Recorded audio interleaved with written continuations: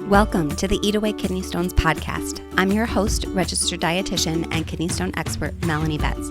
After learning a ton about kidney stones and helping people prevent stones at the University of Chicago, I was fed up with all the terrible advice people were finding online. So I decided to do something about it. The Kidney Dietitian was born.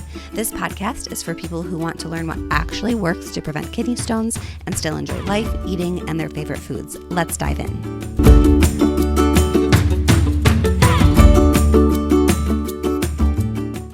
Thank you for joining me for the 15th episode of the Eat Away Kidney Stones podcast. I'm your host, registered dietitian and kidney stone expert, Melanie Betts. And today I'm so excited to have my very first dietitian guest on the podcast, Ashley Krautkramer. Ashley Krautkramer specializes in nutrition for patients before and after bariatric surgery. And she has a side business where she specializes even further in vegan diets for bariatric surgery, which I think is absolutely fascinating. I thought that this would be a very relevant topic for the Eat Away Kidney Stones podcast because unfortunately there is a much higher risk of kidney stones after having bariatric surgery. The main citation for this increased risk is a paper that was published in Kidney International back in 2015. Unfortunately, there wasn't a more current reference for this that I could find, but this is a big paper that was published by Dr. Liskey et al., and they found that people who had the Roux-en-Y gastric bypass surgery, and Ashley will go into more details about all these different procedures later in the podcast, but they found that people who had the Roux-en-Y gastric bypass surgery were at about a 2 times higher risk of forming kidney stones compared to people who did not have that surgery. And then a more restrictive type of surgery, something called the duodenal switch, these patients were at a 4 times higher risk of forming kidney stones. So that is a pretty significant risk, especially when you consider that the average person in the population has a 10% risk of forming stones. That we're getting into pretty high numbers for kidney stone formation for people who have had bariatric surgery. They also actually found that those patients who had that duodenal switch, that more malabsorptive procedure, had a 2 times higher risk of developing kidney disease compared to controls. And so this risk of stones post-bariatric surgery is pretty significant, and also for the most severe, or not severe, most malabsorptive procedures, most intense procedures, if you will, even increases the risk of kidney disease. And so this is a big problem, and I know that there are many listeners out there and many people who are on my website and on my email list who are struggling with nutrition and kidney stones post-bariatric surgery. And so I thought that it would be really, really wonderful to hear what Ashley had to say. And so let's go ahead and welcome Ashley to the podcast. Thank you, Ashley, so much for being on the podcast. I'm honored that you took the time to chat with me today. Yeah, you're welcome. I'm happy to do it. I am an introverted person, but I do like talking on podcasts, and it seems like it always goes okay. So I didn't mind joining. Yes. Yeah. It's so fun. I've done a handful of podcasts myself, been a guest on a podcast, and it's so fun to just kind of connect with different people. I've met you, quote, on Instagram before, but this is the first time we've actually met even more like in real life on Zoom. So it's nice to meet you. So Ashley, why don't you share a little bit for our listeners what you do? Oh, sure. Yeah. So I do a couple different things. So I'm a registered dietitian, and I have my own business, Vegan Bariatric Dietitian, where I do have a blog. But my main offering right now is my group program, How to Be Plant-Based After Bariatric Surgery. And it's for people who are vegan, vegetarian, anywhere in between. Maybe they want to eat more plant-based, whatever. We welcome everybody.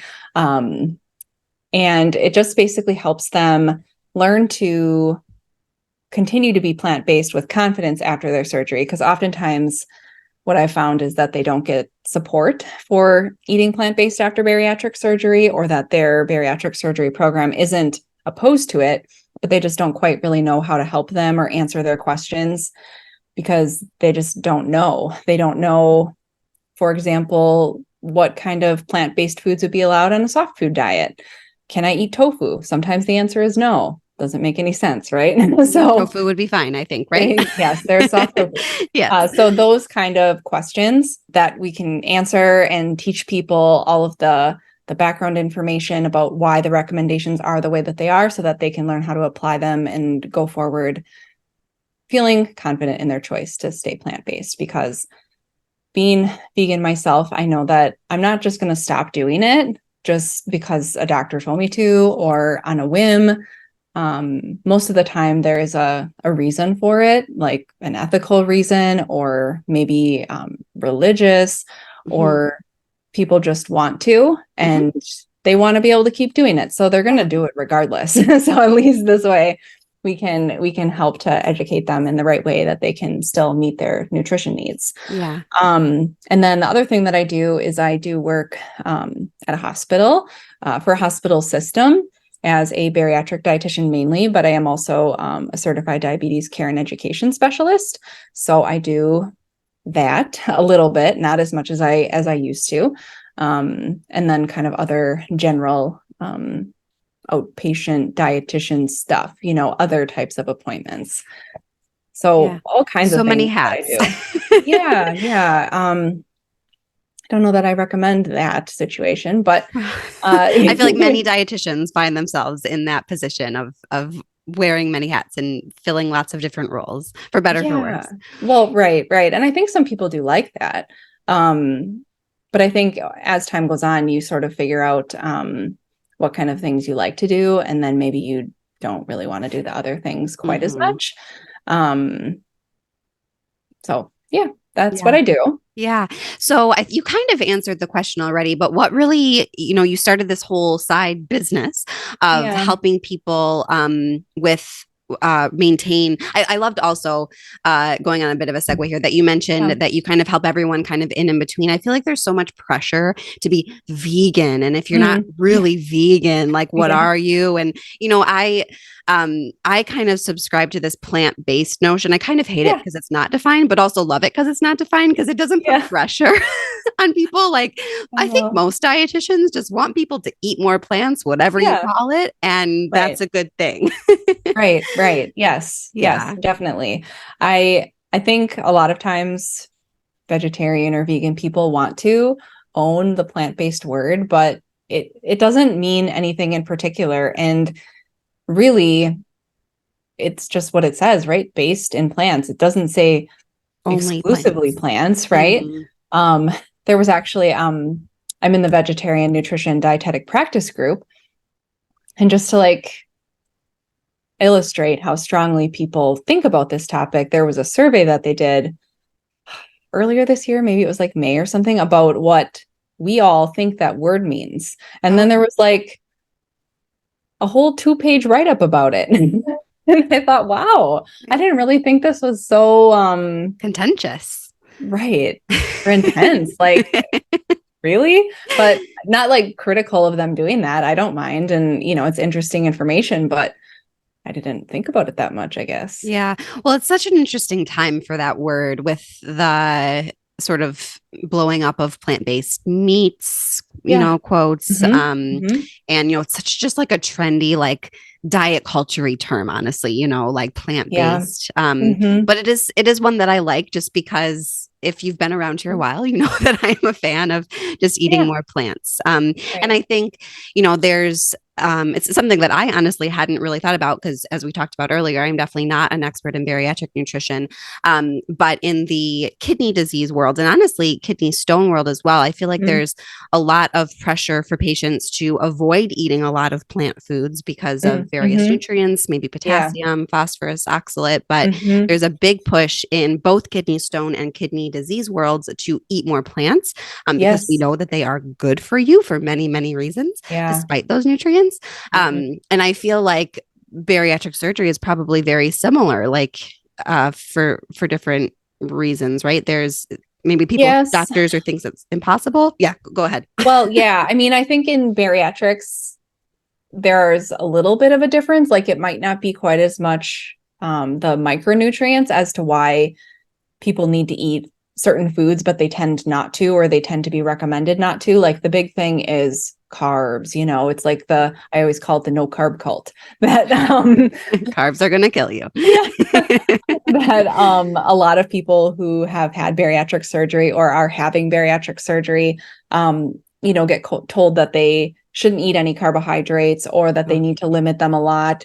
And that's the only way that they're going to lose weight.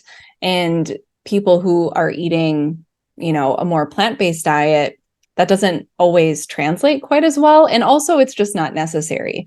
Like they do need to eat smart, like have their plate balanced because they can only eat so much. That doesn't mean you need to eat like no carbs or that you Just can't eat those chicken. things. No, Yeah. it's silly.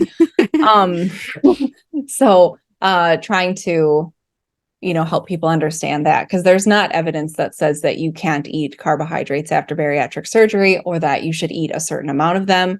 As far as I'm aware, the research that's available about macronutrient like distribution in people's diets after bariatric surgery seems to be more like focused on what people are doing and then what results they're getting, rather than having a trial, where people are put on particular diets. There's none of that as far as I know. We don't have a gold standard randomized controlled trial like in many areas of right. nutrition. Either way, as long as people are, eating the right calories for whatever goal they have, they're having adequate protein, and oftentimes a little bit extra, just because it can help with fullness as they're losing weight, help with maintaining their muscle mass when they're eating so few calories. And then also, if people are eating a fully vegan diet, it can be a good idea to eat maybe about 15% higher grams of protein, just because the plant-based proteins can be less bioavailable. And so we just add that little bit of extra to make sure. Yeah. Yeah.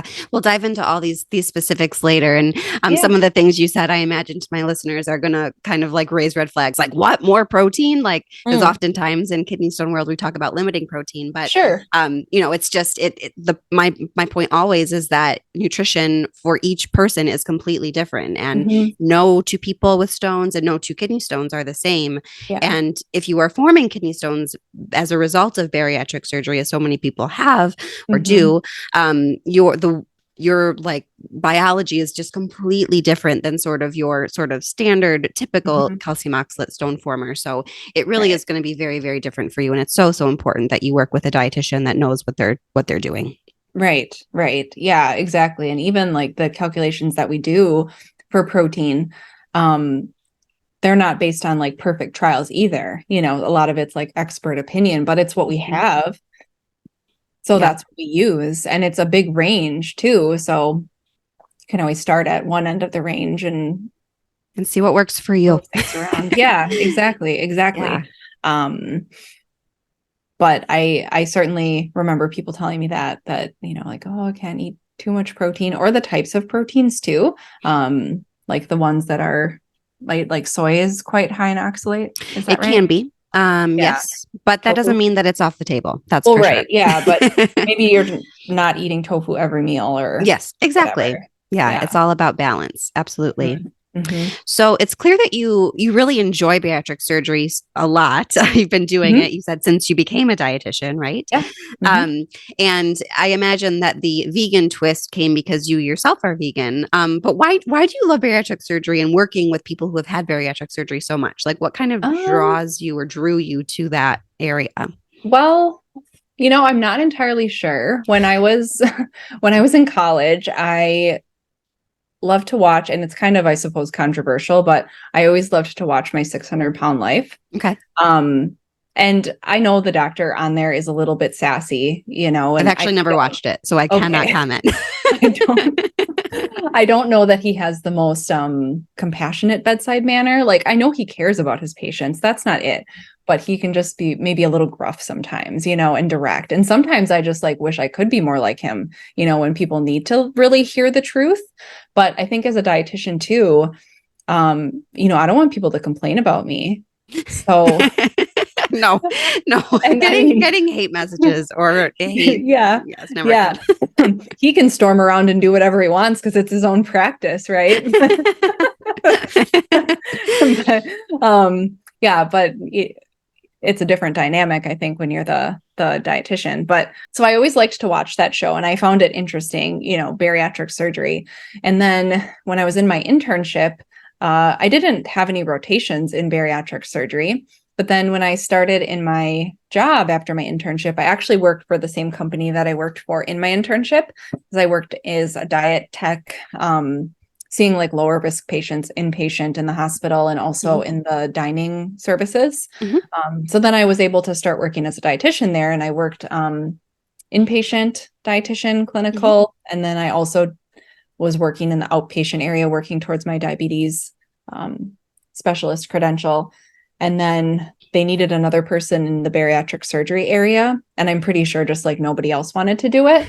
And so just kind of fell into it. Me too with stones. I just fell into it. I don't have so then I was put in there, and I don't know that I totally loved it at first, just because I wasn't really there that much. I was there one day a week. I didn't really have any ownership over it. I was only doing a small part of it, and it just kind of felt real mechanical to me.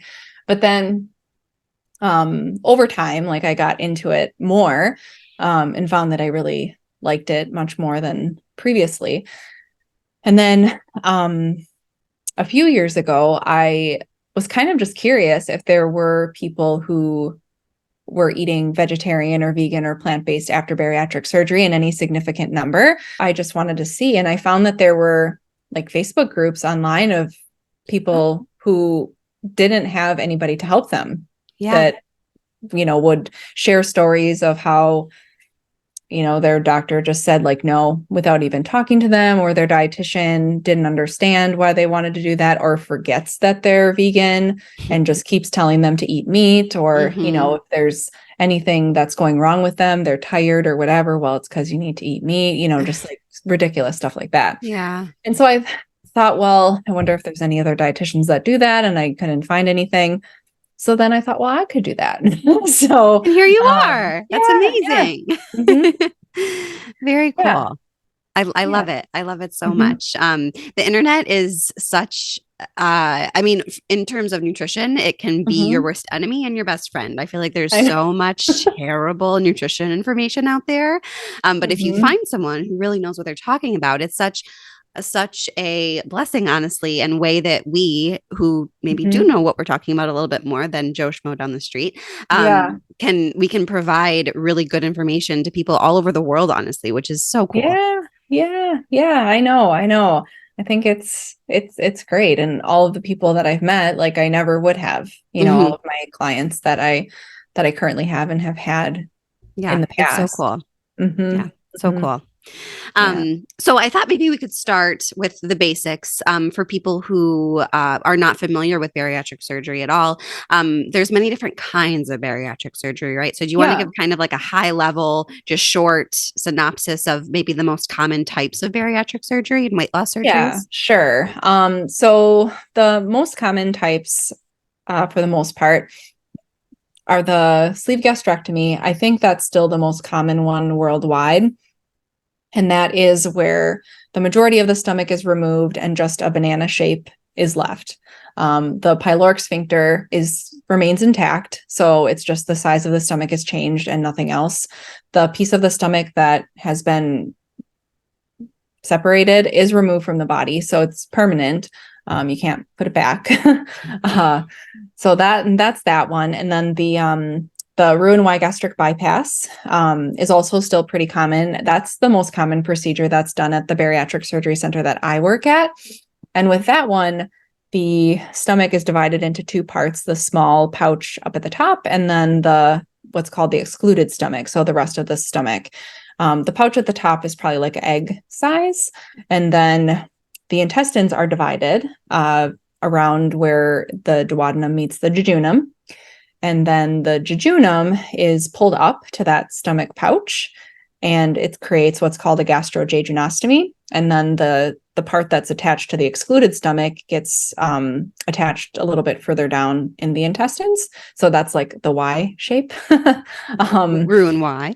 Yeah. So the food follows the path of going into the stomach pouch, into the jejunum, and then it goes through the through the digestive system there. And the stomach, the excluded stomach, can still make like digestive juices, and that still flows through there, and other things as well can come through there and meet with the food further down. We also do a type of like revision procedure for the Roux-en-Y gastric bypass at the center that I work at. I don't think everywhere does it. Sometimes it's not covered by insurance. This is pretty rare, but it's maybe called like experimental, I guess I've heard. And so that's where the opening from the small stomach to the jejunum, the gastrojejunostomy, has dilated more than what's ideal. And for some people, it seems to cause some issues. So they'll go in with an endoscope and tighten it back up. Yeah. But that's not like an actual bariatric surgery in itself. It's just to fix something else. Less common is the duodenal switch surgery. So that starts out similar to the sleeve. It's that banana shape, but then similar to the Roux-en-Y, the intestines get rerouted and the path that the food takes is much shorter. So there's more malabsorption with that procedure, malabsorption of protein even. So extra protein is needed and more fat-soluble vitamins than the other procedures. And then there's also a newer surgery that is similar in that we still have the banana-shaped stomach. It's called the SADI. It's an acronym, single anastomosis duodenal something. I don't know.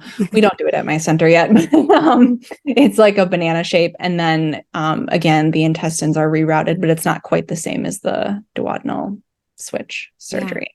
Yeah. Oh my gosh. So much to know. I feel like we need to have a diagram I know, in the right? notes for this podcast and then or something. There's like the technical non-surgical options that still a doctor has to put in, that aren't necessarily permanent, but I think that's kind of separate. Yeah. So many. So it sounds like generally the sleeve gastrectomy and Roux-en-Y gastric bypass are generally the two most common types. There are some that sometimes I see that are called like a mini gastric bypass. That's a little bit different. I've had some patients who have had that procedure in Mexico, but we don't do that here. So some listeners, if they've had bariatric surgery, may have had something like that. I couldn't tell you exactly what that is off the top of my head because we don't do it. And I just don't, spend time thinking about it too much. But that's also out there too. Yeah. So many different things. And I imagine that depending on the specific type of surgery, the nutrition concerns that go along with it are going to be a little bit different. But kind of giving us a high level, what are the nutrients that are most kind of red flags or most concerning, or you want to really pay attention to when you're working with people who have had some sort of weight loss surgery? Well, so there's both macronutrients and micronutrients that we want to watch out for. But of course, it's always talked about protein after bariatric surgery, and it is important, but it's not the only thing. Like fiber also, because people tend to eat a lot less fiber, partially just because they're eating less food. So you kind of expect it. But some of it, if they're just having, protein foods only, especially if it's like meat and cheese and yogurt, like there's just no fiber to be found.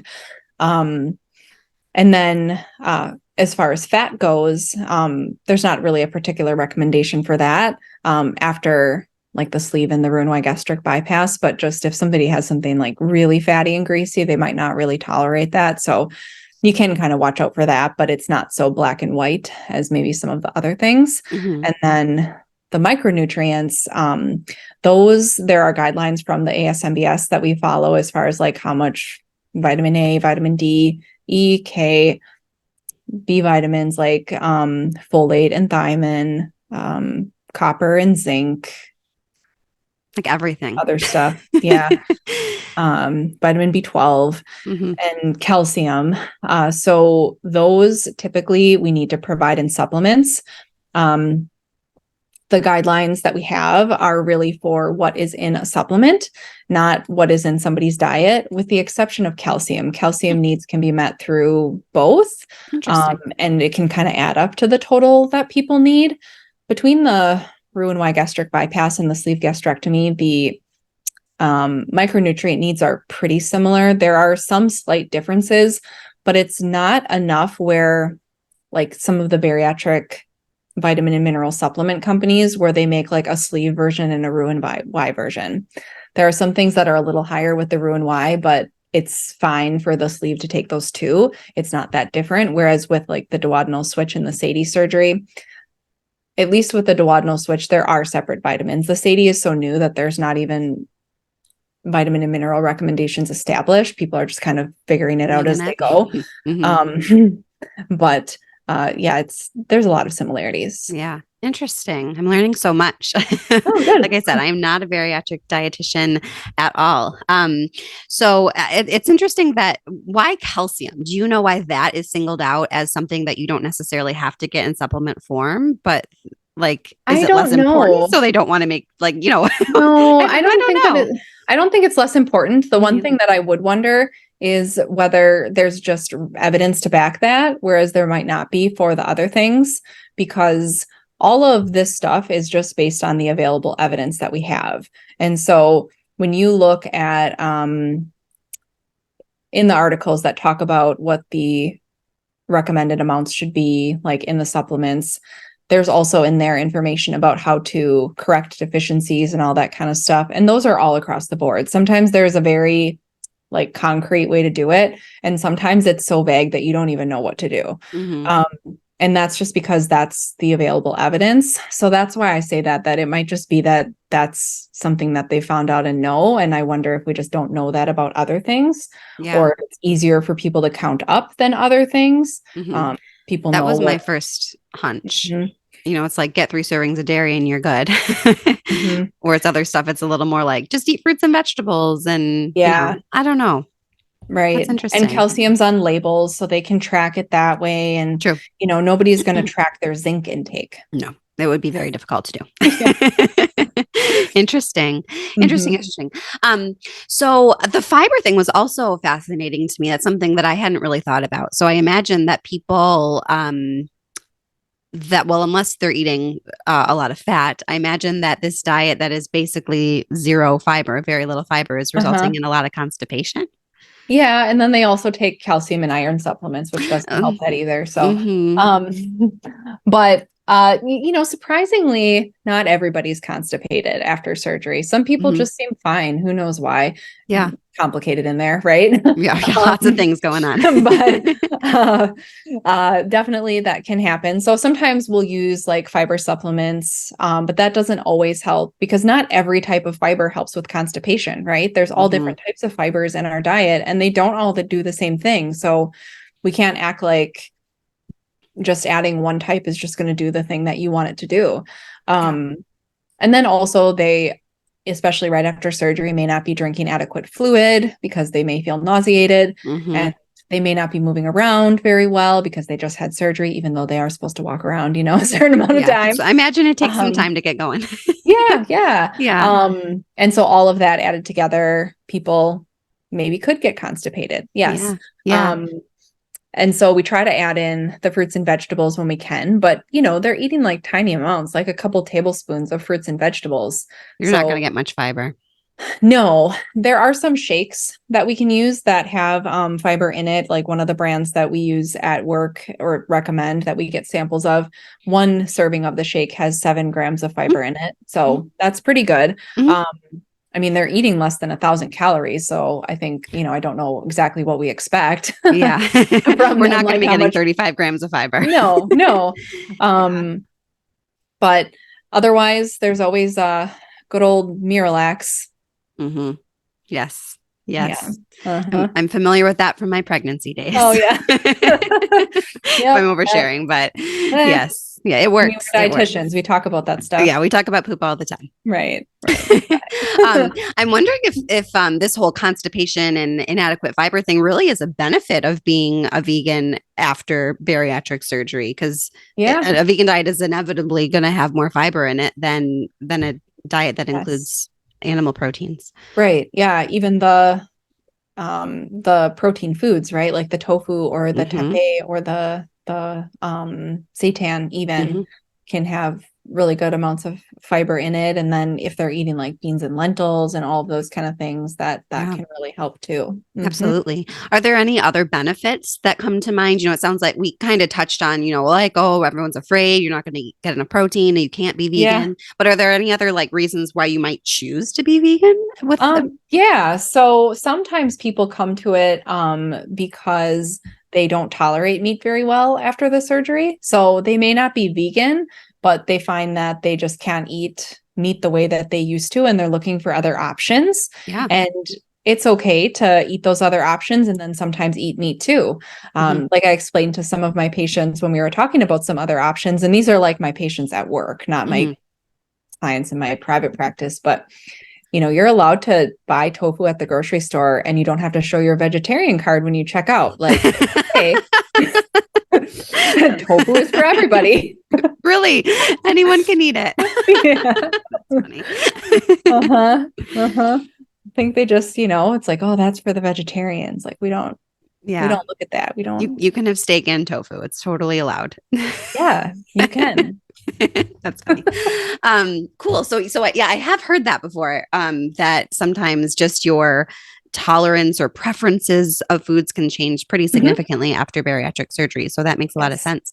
So kind of on the flip side, then, what are some of the biggest challenges for people trying to follow a more plant-forward diet after bariatric surgery? Well, I think there can be several. The first one, and this may not be as much of an issue for people who aren't maybe exclusively vegan. I think this tends to be like a mainly vegan issue, but maybe falling prey to the idea that if you are eating plant-based, you can only eat these certain things. Like it all has to be whole foods. You can't eat any oil. You can't put salt on anything. Like there are some doctors who promote that. And it's not that people can't be healthy that way, but it's to not be able necessary. to eat, well, no. And to be able to eat that way, like or where, you only have to eat potatoes and non-starchy vegetables, you maybe can get enough protein, but you have to eat a big volume. And that's part of, I think, the premise of those types of diets. And you can't do that after bariatric surgery. You can't eat like that much. So that's maybe one of the things. Or sometimes too, a vegan diet is maybe touted as being just perfect and that you don't need to care about protein or take any supplements. And that's really just not the case, especially after bariatric surgery. Like all diets we should think about. And so sometimes I think that can be an issue, but even just like outside of maybe weird advice that people might be getting, if they're just trying to follow their dietitian or doctor's advice, what are some of the things that can be difficult? Going back to the volume of the food that they're eating, like they're not going to be able to get all of the protein at a meal that they need from beans. You'd have to eat so much, such a big volume, and they just can't do that. So looking at what type of protein foods they're using and making sure that they're having some concentrated sources. That's something that we talk about a lot in my program. Like higher concentrated plant protein foods is what you're talking about. Yeah. Like tofu, especially like firmer tofus, tempeh, seitan, the just egg product is pretty good. Edamame as well, soy curls, texture vegetable protein, like all of those kind of things. And certainly beans and lentils are great to have, but you're just not going to be able to meet maybe your protein goal when you have that as all your protein at your meal, or at least the part that's going to mean to contribute the most. And then like on top of that is that what I had mentioned earlier, needing a little bit extra protein if you're fully vegan, just to make up for the fact that the proteins can be less bioavailable. It doesn't mean that they're worse. Like there are other things in them that are better, but it just means we have to do a little bit extra. It's not a huge amount, but a little bit extra. My clients who aren't fully vegan, we don't really do that. Worry about it. Yeah, if they're eating eggs or dairy products, because those are very bioavailable. So it kind of works out. There's not really a need to do that. But, and then also finding vitamin and mineral supplements, because there are vegan vitamin and mineral supplements, but there aren't really bariatric ones. There's one that you can find on Amazon, but not really super familiar with the brand. So it makes me like a little less comfortable about it. Yeah. And also, even if you do find like a regular like vegan multivitamin, it's probably not going to meet the needs of somebody who's had bariatric surgery very well. So then you're like hodgepodging it together with extra things that eventually get forgotten, and then people get a deficiency. My goodness, it sounds like it is incredibly important for everyone after bariatric surgery to work with a dietitian, but Yeah. especially if you are trying to follow a strict vegan diet or any sort of plant-based. And I mean, Yeah. anyone should Yeah. truly, but there's just so Right. many things to think about. Yes. It took me a long time to learn all those things. Yeah, absolutely. That's Mhm. why we have specialists, right? Right. We can't all Yes. know everything. No, no. Yeah.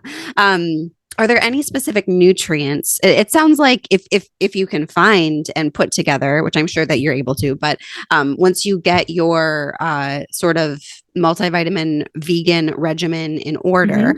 are there any nutrients in food that you are sort of maybe especially concerned about in these patients that are following a vegan diet? Or are you kind of like, yeah, like we've got them covered in the multivitamins. Let's just try to work on the quality of the food and the protein that you're eating, or are there other micronutrients that you're thinking about? Um, I would say probably the only one that we're real more watchful of would be like iron potentially. Mm-hmm. They do take iron supplements. Most of the time people need 45 to 60 milligrams of iron each day in their Mm-hmm. supplement after bariatric surgery.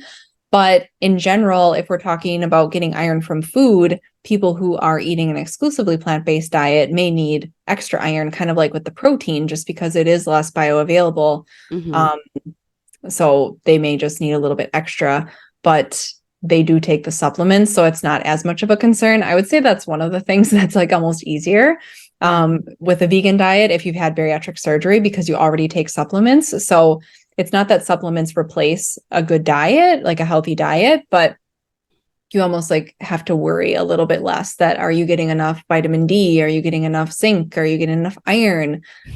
Like, well, yeah. You're getting it in a pill form. Yeah, Yeah. exactly. Exactly. Yeah. So, yeah, it is more making sure that people are having a good variety of foods, having a balanced plate, eating lots of veggies and fruits and high fiber carbohydrate foods and healthy fats and Mm-hmm. of course the proverbial protein.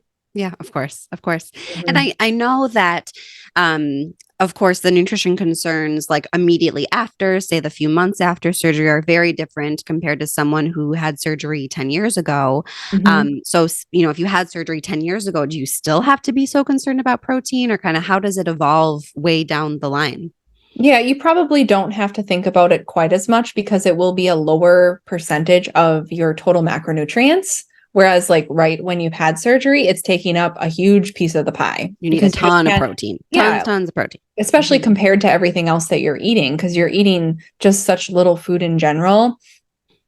Like, right after you have surgery, if you're eating like 600 calories, and I mean, and that's what's happening Yeah. because you're on like a liquid diet Mhm.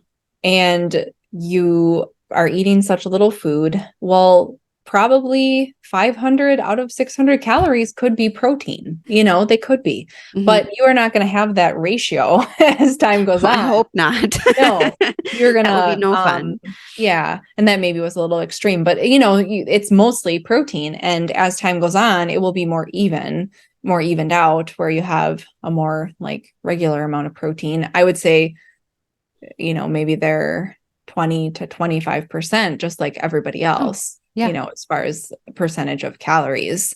Um, Now there is good evidence that after bariatric surgery, and this is really after weight loss in general, that when you lose weight, not only does your metabolic rate decrease just because your body is smaller, but it can decrease lower below like what we predicted. And so with bariatric surgery, there's actually from the Academy of Nutrition and Dietetics, this was a few years back, there was an article that was I think it was based on the EAL, so the research that was being done in the evidence analysis library. Mhm. And there were various questions about bariatric surgery. And I believe in that article, it said potentially the basal metabolic rate can decrease 10 to 20% in people who've had bariatric surgery. It can be 10 to 20% lower than what would be expected. That's And significant. that's, yeah, I mean, and Mhm. there can be that with regular weight loss too, no matter how it happened. So that you have to take into account as well. And if you have people who are eating just fairly low calorie, is it possible that they're going to have a bigger chunk from protein? Maybe. Mhm. It can vary depending on what their preferences are too, but Yeah. it definitely decreases over time. Yeah. Interesting. All right. Well, I'd like to move the conversation over to kidney stones. Oh, That's my sure. jam. Yes. Yeah. I would like it to be more of my jam too, so I can Yeah. know things.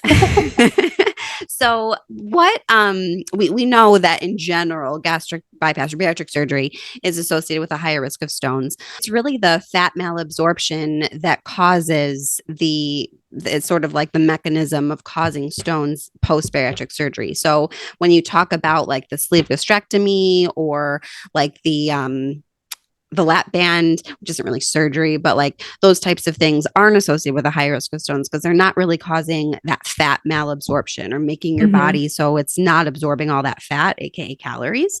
But when fat gets down in our intestines where it shouldn't be, it actually binds with calcium, which means that more oxalate is absorbed. And so that's kind of like the mechanism of how stones are formed with these severely malabsorptive procedures like the duodenal switch. From a stone prevention standpoint, I think the number one piece of advice I would have for people who've had bariatric surgery and who haven't had stones but want to make sure they're doing things to not get stones is to drink as much water and fluid as they can. So this is where I'm going to refer to you, Ashley. So what would be some of you tips that you have to help these people get in fluid, especially since it can be so hard since you're told not to drink with meals? What could you do? So a variety of things depending on the person, but one thing that I typically suggest if people are having a hard time is to have a fluid goal for different parts of the day, because if you get to the end of the day and you are way behind, there's no way you're going to catch up. No, it's also not going to help prevent stones because you've been concentrated the whole day. So I give that same advice. Yeah. So you need to have a goal for various parts of the day, and they can break it up however they want to. Maybe you can use an alarm if you have like a smartwatch, smartphone. Can you get a water bottle that has lines on it? So if you look at it, you can keep track of it. Can you have somebody remind you? If you have somebody around you most of the time. Other ways like to make it more attractive that you might want to drink it more. Can you add flavor to it? Like by, you can make infused water, put fruits or even vegetables in your water, or different spices like cinnamon sticks in there, or herbal tea bags is another really yummy thing. Or drinking hot beverages, like tea, for example, to try to mix it up a little bit, rewarding yourself too. Maybe you get a new water bottle when you meet your fluid goals for a certain period of time or something like that. I love that. Like a gold sticker. Everyone loves stickers. Yeah, a little sticker card. And when you get all your stickers, then you get a new water bottle. Yeah. Or a new necklace or something. Right. Whatever it is that you want. But yeah, people struggle with that. And even with all those suggestions, like sometimes people just still like have an issue, and it might be because they feel too full. Okay, well, don't gulp it and don't use a straw, maybe. I mean, it's not that you can't use a straw after bariatric surgery, but if it's making you feel too full, maybe you try without it. And if you're still having trouble, then maybe like you need to see your doctor. Like you shouldn't feel too full drinking fluids. Yeah. I imagine that, and this actually is something that you tell people anyway, maybe avoiding carbonated beverages. Something that I often recommend for stone formers is LaCroix or other like unsweetened sparkling beverages. Ashley's drinking one of those right now. I love them as well. But I think after bariatric surgery, those bubbles and that air is going to take up more space that we need. That precious space that it can make people feel pretty uncomfortable. When you look at recommendations in general, does everywhere always say that you can't have any carbonated beverages? No, most programs discourage it. But is there like hard evidence that it does anything? I don't know about that. Maybe see how your body feels. Yeah. And if it makes you feel full and burpy, don't do it. Right. Yeah. I mean, sometimes it makes me feel that way, but I still drink it. If I drink it too fast. Yes, absolutely. Yeah. And I think another important thing to think about is, for stone prevention, we always talk about like 2.5 to 3 liters of fluid per day, which is a lot, around 100 ounces of water. And we say that as like the gold standard, like that's what you have to get to. But I think it's really important to remember that every bit closer to that goal that you get is good, right? It's not like Mhm. if you go from 20 ounces to 30 ounces, you've done nothing. Like that's Right. awesome. And Right. that is going to help you prevent stones. So every little bit more that you get, even if you don't hit our like gold standard pie in the sky goal, that's still doing a Mm-hmm. lot of really wonderful things. Mm-hmm. Yeah, I think that the prevention part is important because even though I think people are aware that they have an increased risk of kidney stones after bariatric surgery, I'm not sure that much is done to like help them understand what they can do to prevent it. So Mm-hmm. that's probably an opportunity, and at least, another reason why people should stay up on their fluid goals, because I think they know it's important, that they need to drink enough fluid so that they don't need IV fluids in the hospital, but to have the understanding that if you don't do that, you could get kidney stones. I Extra mean, that might be a motivation. motivator. Yeah. Yeah, absolutely. I wanted to also touch a little bit about oxalate because I mentioned earlier that sort of it's that fat malabsorption that causes this massive absorption of oxalate in your Mm-hmm. intestines, is like why people with gastric bypass surgery form stones most likely. You also maybe are absorbing less of something called alkali or citrate, which is generally a good thing for stone prevention. So lots of things going on, but pretty much we talk about this oxalate over absorption, if you will. Mm-hmm. And I don't want people to take that advice or that information and run with it and say like, oh my gosh, I need to be on this low oxalate diet and I can't eat any Right. nuts, beans, and seeds. Mm-hmm. Especially if you're vegan, like my goodness, please, you need you need those Yeah. foods, as Ashley talked about earlier. Yeah. Yeah. Um, but instead, what we talk a lot more about is actually making sure that you get in enough calcium. And Mm-hmm. if you've been here for a long time, you know that I say no calcium supplements, which is Mm-hmm. true for most people. Yeah. But if you've had bariatric surgery, you're forming stones most likely because of this oxalate issue, and it's not high urine calcium, which is the cause of stones for most people. And so calcium supplements actually are a really wonderful thing for you to be taking because it's going to help reduce the absorption of some of that oxalate in your intestine. So I just wanted to put a plug in for not being afraid of oxalate. Um, and please do continue to take your calcium supplements because you need them generally, but also they're going to help prevent stones. Would it be helpful for them to, so most of the time we break up their calcium supplements into 2 doses per day, but sometimes three. Would it be better to like split it up into however many meals they take and try to take some with each meal? Yeah, I was just going to say Yeah. that. Yeah. So if we want to really like use that calcium to our advantage or to inhibit the absorption, we're not going to stop, but lower the absorption of oxalate in our intestines. We all often say like to eat calcium or take your calcium supplements in this case with meals, because if you're eating a healthy meal, it's going to have some oxalate in it, and that's fine.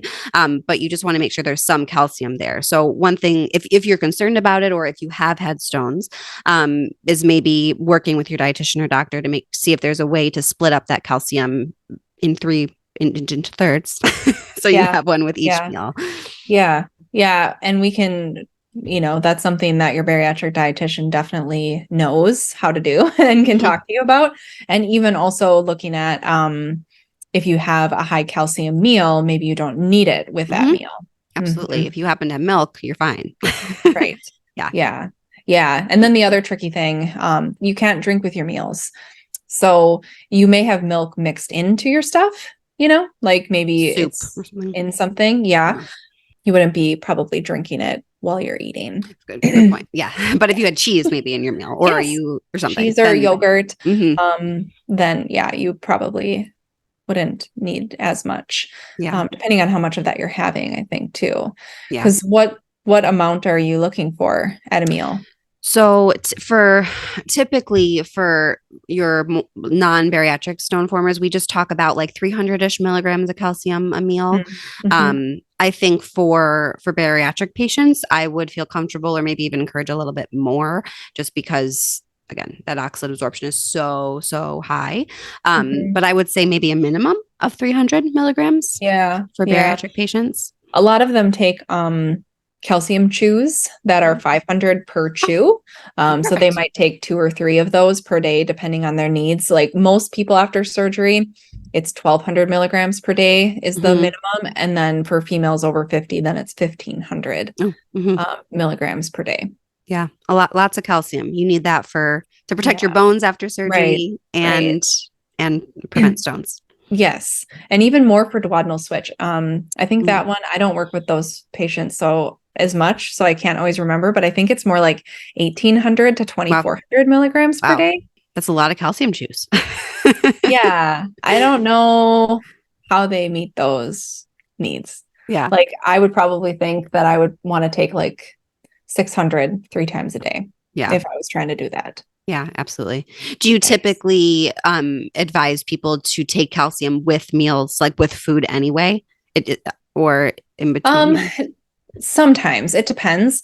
The form of calcium that we tend to use is calcium citrate, because that's the preferred form for absorption after bariatric surgery. And I think part of that is because it can absorb okay when there's no food present. So it depends on how much they can take in at a time. Like early out after surgery, they might have a hard time doing that. And also too, just to get people to spread their supplements throughout the day can be a challenge. They forget them, all of those kind of things. So I try to have them do it whenever it's convenient for them. But if they had kidney stones, I think recommending it with the meals would be, if you can, important. Yeah, absolutely. Oh my gosh, so much to know. I feel like we could keep talking for hours. I know.